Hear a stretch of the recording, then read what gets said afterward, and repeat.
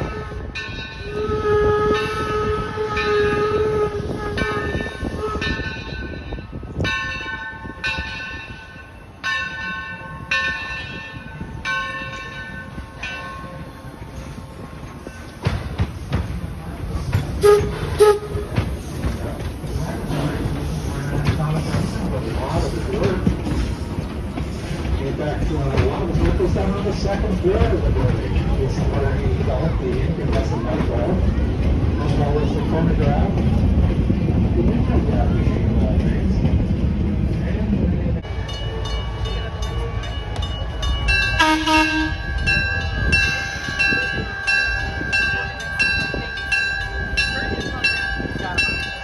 Are you good with gloves or no?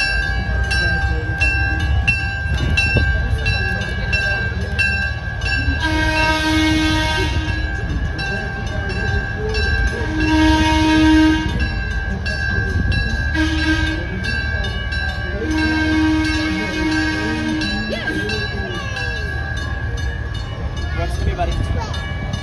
Brooks, come here. Take a small sip, okay?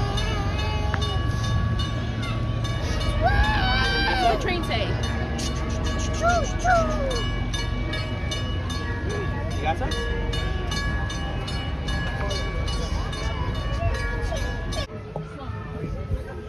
Hear it? You see the airplane? Ready?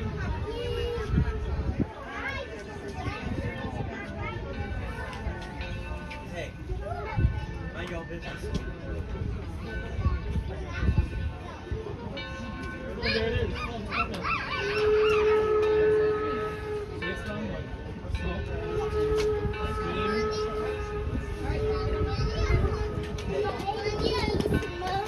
You want to see the grandma or grandpa?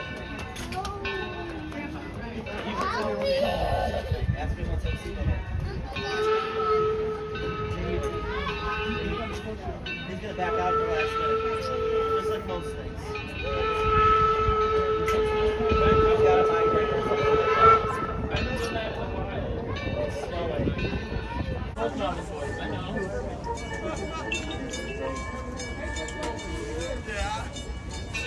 Watch this. Oh no! Look at this. Here he comes.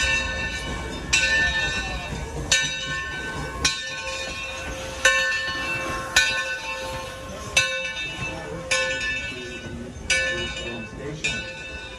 So please remain seated until you hear the whistle sound. That will indicate that the brakes have been applied and the train will not be moving. So please remain seated. Let's wait for that whistle. And there it is. Ladies and gentlemen, boys and girls, welcome aboard the Greenfield Village Railroad. And we're about to get underway, but I have a safety message for everyone, and that is, while the train is in motion, please remain seated, keeping your hands, legs, arms, head, and feet inside the train at all times, and please no eating or drinking while on the train. Now, if you have youngsters with you, we do ask that the adults with them place themselves on the outside of the road. If that's not practical, then please make sure the kids are held or are easily within your reach. Thank you.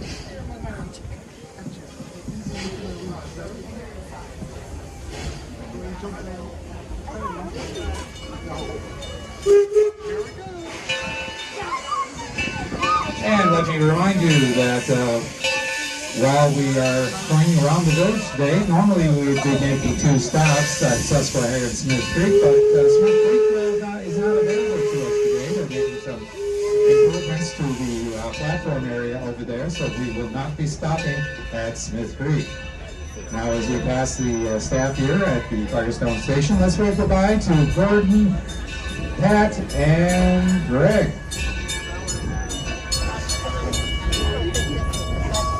Now, our trip today is going to take us about 30 to 35 minutes, and as I mentioned, we'll be making 1 stop at the Susquehanna station before we return to the Firestone station. Look at the steeds, the ram. Now we're going to be passing about 300 years of American innovation and perseverance here at the village. And we do have 7 districts here at the village, and the first district is the Henry Ford Model T district. And we're entering that district right now. In fact, on the left-hand side, you can see that white building, and that's the birthplace of Henry Ford. Birthplace of Henry Ford. He was born in one of the upstairs bedrooms on July 30th of 1863. Now, this was originally a 114-acre farm that was located about 2 miles away from where we are right now in the area of Ford Road and Greenfield Roads. Henry Ford left this home at the age of 16 to work in the machine shops of Detroit. Now, as we pass, you can see down Main Street, and on Main Street we have such buildings as the Wright Brothers Cycle Shop, the Ford Motor Company building, and behind that is the loading dock where you can catch a ride on a Model T. Further down is the Storming Carousel, and you can relive your youth by riding on the carousel. And right now we're entering the Thomas Edison at Work District, and we're entering the Menlo Park complex. And the gray building on our left is the laboratory where Edison did a lot of his work. In fact, on the second floor of the laboratory is where he did the bulk of his work. In fact, that's where he developed the incandescent light bulb, as well as many other inventions, such as the phonograph, even the mimeograph machine, believe it or not. And also did some work on projectors for movies. Now up ahead, on the left-hand side, that mustard-colored building is the Sarah Jordan boarding house. This is where many of the unmarried employees of Edison's would stay. This is where they would room and board. And this is one of the first residences in the world to be wired for electric lights.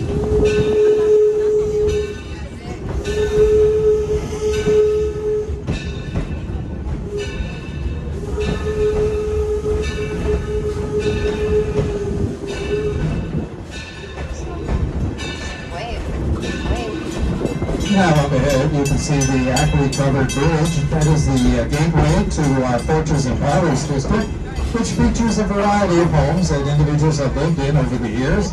And it does give you some insight as to the traditions and the lifestyles of the people who lived in these homes. But right now we're passing the accurately covered bridge. This was built in 1832 and was located in southwest Pennsylvania, where it went over the Wheeling Creek. Now this bridge is covered, that was done in order to preserve the timbers and planks that make up the bridge. A covered bridge could last for about 10 times longer than a uncovered bridge, which would last about 10 years.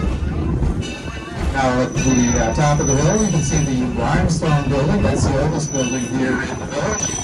That's the Cotswold Cottage. It was located in England, in the Cotswold region of England. It was built in the early 1600s. And it became a favorite spot for Henry Ford, his wife Claire, to visit.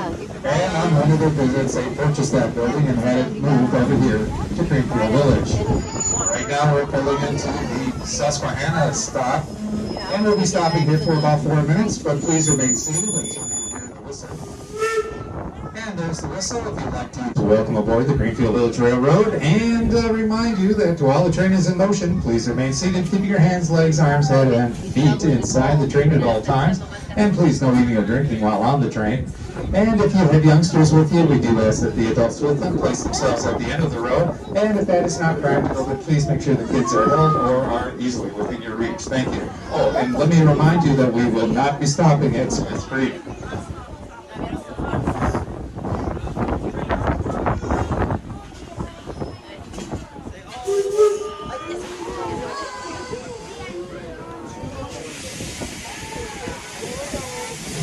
As we start to leave the Susquehanna station, let's wave goodbye to Alana and Ben.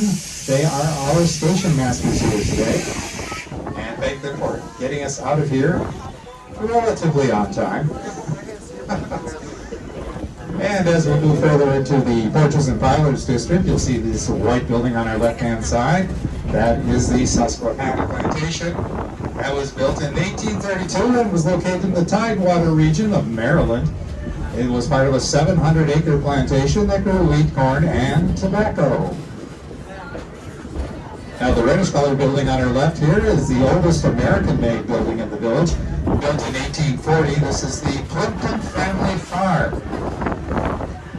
Did I say 1840? It's actually 1640. It was located in South Sudbury, Massachusetts. And it was a tight quarters in there. There were 2 adults and 7 children living in that little building. And here's the Ferris Windmill. It was built in the early 1600s and was located on the north shore of Cape Cod. And there's the Daggett Farmhouse, built in 1754. It was located in Coventry, Connecticut. And it's an example of rural living in colonial America. And if you have a chance to get over to this part of the village, we do have presenters inside the Daggett farmhouse that would be happy to talk with you about what life was like back in the early or late 1700s.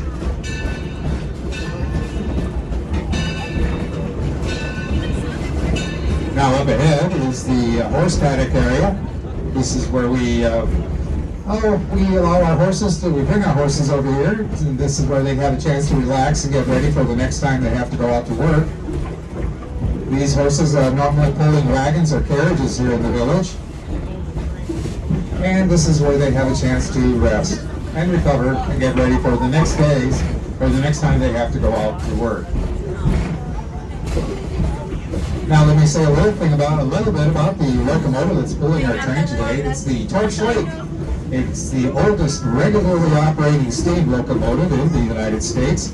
It was built in 1873, and it was used in Michigan's Upper Peninsula. In fact, it was located in the Keweenaw Peninsula. It worked for the Calumet and Hecla Mining Company, and it was used as a switch locomotive, as well as a locomotive pulling some of the copper ore cars that were produced by the mines up in the Keweenaw area. Look at the puffy smoke watching.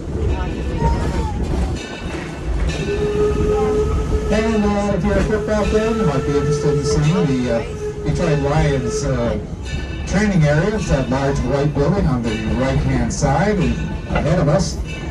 And to the it's to the right. Beyond the Ford Motor Company test track, and the test track is on the other side of that big fence over here. That's where they test the vehicles that they are producing, make sure there are no kinks or problems with those vehicles before they go into production. And we're now approaching the forested area that we have here at the village. This is the Oxbow Island area. And I'm going to sit back and stay quiet for a few minutes and let you enjoy the sights and sounds of traveling with a steam locomotive back in the late 1800s and early 1900s.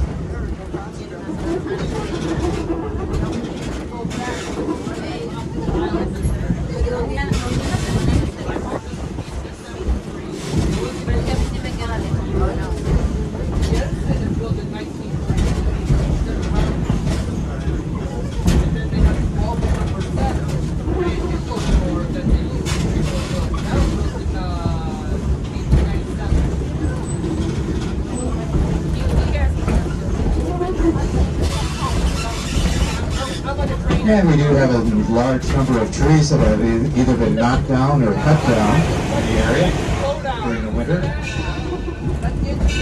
Now you might wonder what our steam locomotive just got through doing, and that is a blowdown. What they'll do is they'll blow out steam on the left side of the locomotive, and they'll try to get rid of the scales and debris that builds up inside the boiler of the locomotive. And they'll do that periodically during the course of the day today. And then after 30 days of operation, they will actually take the locomotive into the roundhouse, and they'll do what they call a boiler scrub. They'll go inside the boiler and scrub out all the scales and impurities that were not done during the blowout or blowdown. And that improves the efficiency of the locomotive and the boiler operation. Now on the right-hand side below us, you can see the Rouge River, and this is what goes around the Oxbow Island. In fact, not too far from where we are right now, the Rouge River has a cement bottom and cement sides, and that was done for flood control reasons, but over here, it's all natural. No cement in this area.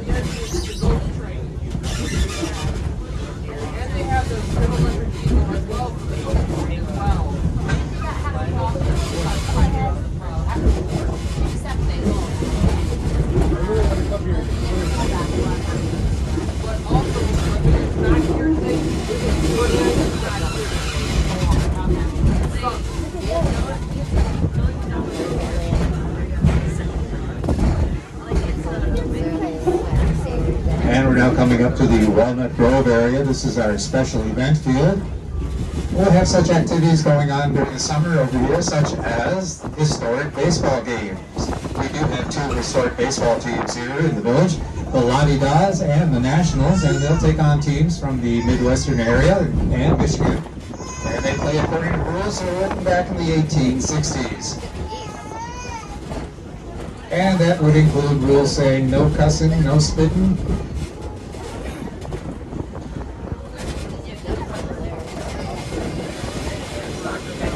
And you can see it also, we have a soccer field set up. This is not, well, this is done for the Henry Ford Academy, which is up ahead of us. This is where the soccer team for the Academy plays other teams in the area. And they play soccer here, of course. And we also have some geese out there, probably littering the field with their unwelcome droppings. Now the Henry Ford Academy here on the left-hand side, this is a public charter school that's open to students who live in Wayne County, Michigan, and they're selected for the academy based on lottery. We have about 500 students who attend the school in grades 9 through 12, although the 9th graders have their classes over at the Henry Ford Museum of American Innovation. 10th, 11th, and 12th graders have their classes over in this area. And the school does follow the philosophy of Henry Ford, and that is learn by doing. And they will be working on projects and other assignments during the course of the year while they'll be practicing what they learned here in the academy.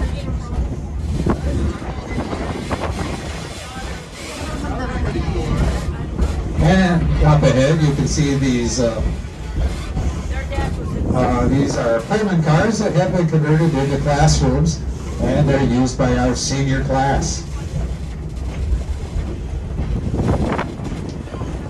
Now there are no classes in session today because of Good Friday, but this is where the seniors will be doing their written, writing, and arithmetic. And right here is the Swanee Lagoon. This is a catch basin for water overflow in the village.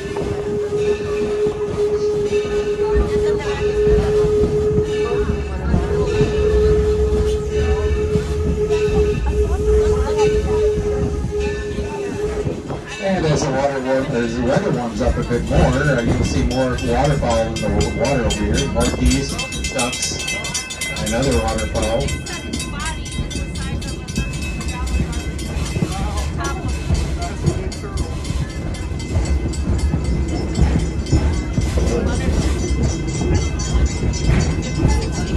And of course, when the weather is warmer, we'll also spot a lot of turtles that live in the lagoon area. They'll be resting or sunning themselves on the branches and logs that are floating in the water here. And of course, we do have one large, and I mean large, turtle in here. This is a snapping turtle. He's about as large as a garbage can lid, and we call him Godzilla.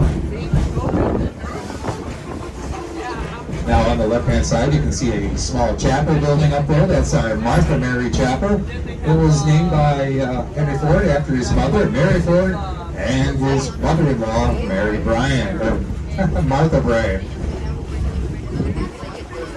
And it's right on the village green. Now this is a non-denominational chapel, and it's a popular wedding venue throughout the year.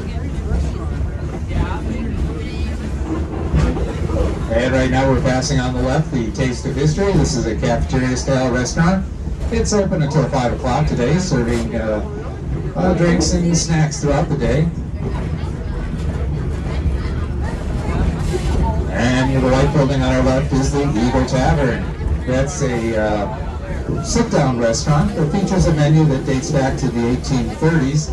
And our serving staff in there is also dressed in clothing that is appropriate for the 1830 time period. And they're open until 3 o'clock serving meals. So if you want a dinner over at the Eagle Tavern, you may want to stop by and get your name on the list if they are having a list at this point. And right now we're coming up to the Smith Creek platform. This is where the construction work is taking place. And they tell me that this will be ready by early May. I hope that's true. But you can see they are doing some rather extensive work here on the platform area. Now here's the Smith Creek Depot building. This was built in 1858 and was located in Smith Creek, Michigan. And this is a typical small town depot building. And there were about 40,000 of them back in the 1800s. And today there are probably fewer than 20,000 scattered throughout the country. And over on our left, you can see our newest addition to the Greenfield Village collection, and that is the vegetable building, which was part of the Detroit Central Market. It was built in 1861 and remained in operation until about 1894. It was then closed and taken apart and moved over to Belle Isle, where it became a horse stable. The Henry Ford obtained the building about 10, 20 years ago, and we're now, well, we were able to successfully reconstruct it over the past year.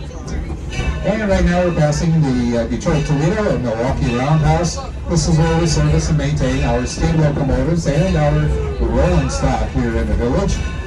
This was opened up in the year 2000, and it's based on a roundhouse that was located in Marshall, Michigan, and that was built in 1884 and remained in operation until the 1930s.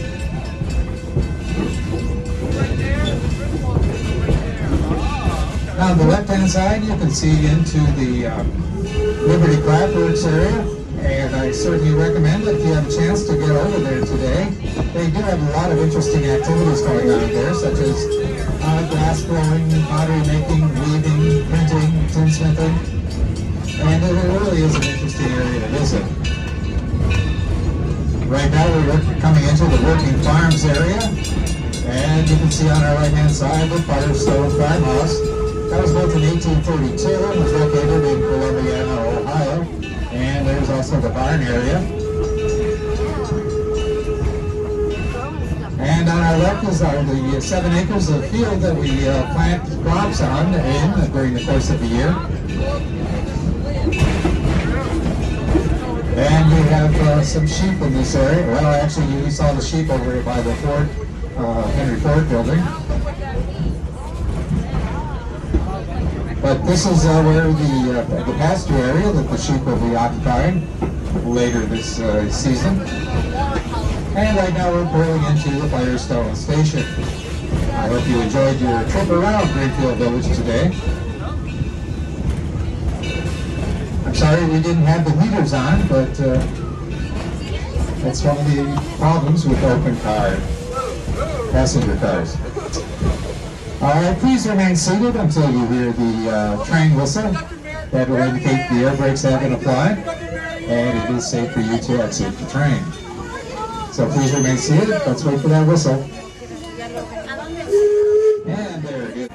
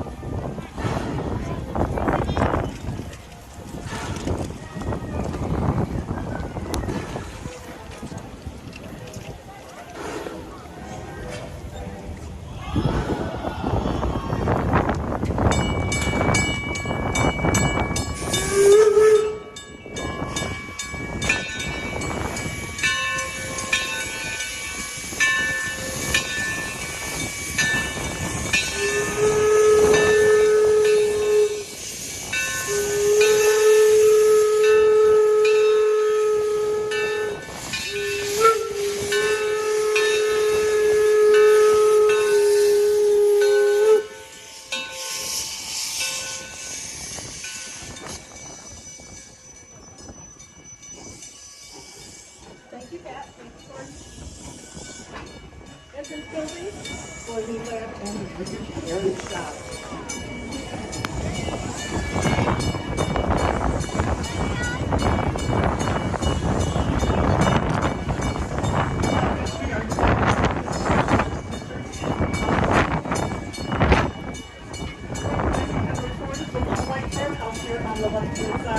Now we do ask whenever you see